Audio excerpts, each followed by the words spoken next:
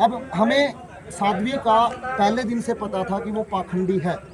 बहुत सारे युवा साथी ऐसे हैं यहाँ पर जिनको पहले दिन से पता था कि ये पाखंडी है, लेकिन जो हमारे सामने हमारी काली माता का धाम है ना, इस बात जहाँ पर आप अभी खड़े हो सामने काली माता का मंदिर, और ये वही स्थान है जहाँ पर कंचन नाथ जी ने तपस्या की है।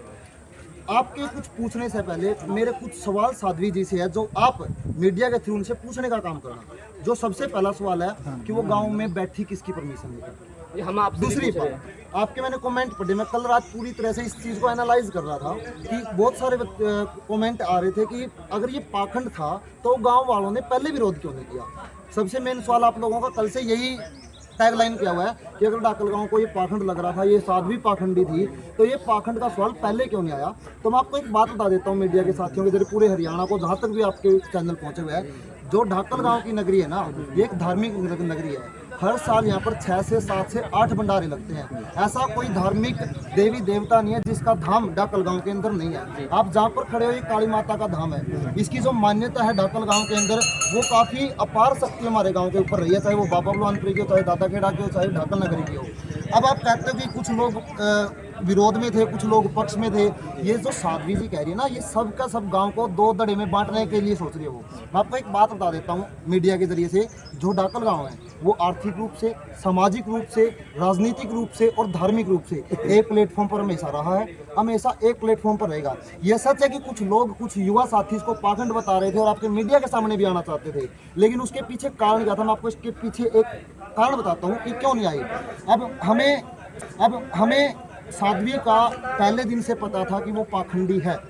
बहुत सारे युवा साथी ऐसे हैं यहाँ पर जिनको पहले दिन से पता था कि ये पाखंडी है, लेकिन जो हमारे सामने हमारी काली माता का धाम है ना, इसकी जो अपार शक्ति गांव ढाकल के ऊपर है, हम इनकी श्रद्धा जो है, हम वो हमारे यहाँ पर धाम के ऊपर आकर बैठी थी, और हम नहीं चाहते थे कि किसी भी कारण, देखो ये भगवान का दर है, यहाँ पर अच्छा बुरा हर तरह का व्यक्ति आ सकता है। यहाँ पर ये कोई सर्टिफिकेट नहीं मांगते कि आपका सर्टिफिकेट दिखाओ आप अच्छे हो या बुरे हो। पूजा करने के लिए, पाठ करने के लिए कोई भी आ सकता है। तो जब वो पहले दिन आकर बैठी, पहली बात तो उसके पास परमिशन नहीं थी, किसी की परमिशन नहीं थी। अगर वो किसी को बोल दे परमिशन है, तो उस इंसान को कम से कम एक्सपोज करने का काम करेगी, मैं इससे परमिशन लेकर बैठी थी। ऐसे क्या 2 इंसान, 3 इंसान ऐसे जो पूरे गांव के खिलाफ होंगे? नहीं, ऐसा ढाकल गांव कभी भी नहीं हुआ है। हर गांव सहमति से होता है। हमारे तो सरपंच भी सर्वसहमति से चुने जाते हैं। राजनीतिक रूप से हम जब संपन्न है, तो धार्मिक रूप से तो हम अलग होने का सवाल ही नहीं पैदा होता।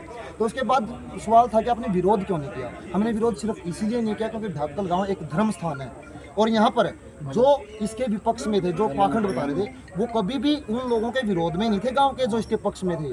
जिन लोगों ने भंडारे में सहयोग किया, वो लोग सहयोग कर रहे थे श्रद्धा जी। देखो हर आदमी की अपनी श्रद्धा होती है, आपकी आस्था अलग है, मेरी आस्था अलग है, लेकिन जिनकी आस्था नहीं थी साध्वी में, जिनको इसकी सच्चाई का पता था, वो लोग गांव के खिलाफ नहीं थे। वो लोग, उनका काम क्या था, वो अपने घर पर हैं, लेकिन उन्होंने ना कभी गांव के खिलाफ आया, ना कोई गांव में हमारे कभी 2 दड़े बने, और ना ही इन जैसे पाखंडी बाबाओं की वजह से ढाकल गांव कभी भी 2 दड़ों में बटेगा। सर अब मेरा क्वेश्चन आपसे है, जैसे कि डोनेशन गांव ने दिया, बाहर के लोगों ने दिया, अब ये प्रोग्राम किया गया, उसमें 31 दिन ये तपस्या चली, लेकिन बाद में इस गांव को सुनने को मिल रही है। आप एक इसकी जिम्मेदारी कौन लेगा सर? आप उनसे एक बात पूछना। नहीं, मेरी आपसे सवाल है सर, इसकी जिम्मेदारी कौन लेगा? इसकी जिम्मेवारी सारी की सारी जिम्मेवारी नहीं, इसका कारण साध्वी है। ढाकल गांव ऐसा नहीं है कि पहली बार यहाँ पर तपस्या हुई है, पहली बार भंडारा लगा है। बहुत बड़े बड़े भंडारे यहाँ पर लग चुके हैं। हरिद्वार से बड़े बड़े 2020 में भी हम 2020 सुनने का काम करे। हरिद्वार से बड़े बड़े संत आकर हमारे 2020 में बड़े करवाई थी। अगर ढाकल गांव में ऐसा होता कि पैसे के लालची होते, तो क्या पहले ऐसा नहीं हो सकता था? हमारे गांव में 7 भंडारे हर साल लगते हैं। 7 के 7 मंदिरों की अलग अलग कमेटी है। हर कमेटी में, हर भंडारे में गांव बढ़ चढ़कर सहयोग करता है। आज तक किसी एक कमेटी के ऊपर कोई एक सिंगल पैसे का आरोप नहीं लगा सकता। और ये साध्वी 2 दिन आकर हमारे गांव को क्या धार्मिक रूप से बांटना चाहती है? सर मेरा एक क्वेश्चन आपसे है, ऐसा आप लोगों को, जितने भी गांव वाले सुन रहे हैं, आपको लग रहा है कि जो वो धड़ा था, जो इस चीज़ का विरोध करना चाहता था, क्या उस टाइम वो आवाज़ उठा देता तो आज गांव की बदनामी ना होती? आज गांव को जिस तरह से देखा जा रहा है, ये चीज़ हमें फेस नहीं करनी पड़ती, ऐसा आप लोग मानते हैं? मैंने आपको गुरवर साहब, मैंने आपको पहले ही कहा है कि ढाकल गाँव धर्म के मामले में कभी भी बुराई नहीं लेगा। अगर कोई बाहर से आकर साधु संत यहाँ पर बैठता है तो हम उसका मान सम्मान करते हैं। हम उस साध्वी का विरोध में नहीं, हम साध्वी के विरोध में थे, लेकिन हम उस भगवे बाणे के पक्ष में थे। जो उसने बाणा पहन रखा ना, उसके पीछे धर्म छुपा हुआ है, उसके पीछे सच्चाई छुपी है, उसके पीछे तप छुपा हुआ है। और उसने एक 17, 18, 20 साल की लड़की को तपस्या का एक माध्यम बनाकर यहाँ पर अपनी दुकान चलाने का काम किया। उसने एक बार भी नहीं सोचा कि आपने तो क्या, उसने तो सिर्फ एक बार आरोप लगा दिया कि 4 लाख में कर्ज में डूब गई। अरे उस साध्वी ने 31 दिन तपस्या की, क्या उस तपस्या का कोई भाव नहीं है? क्या उसकी तपस्या का भाव सिर्फ पैसा ही है? क्या वो सिर्फ पैसे से ही अपनी दुकान चला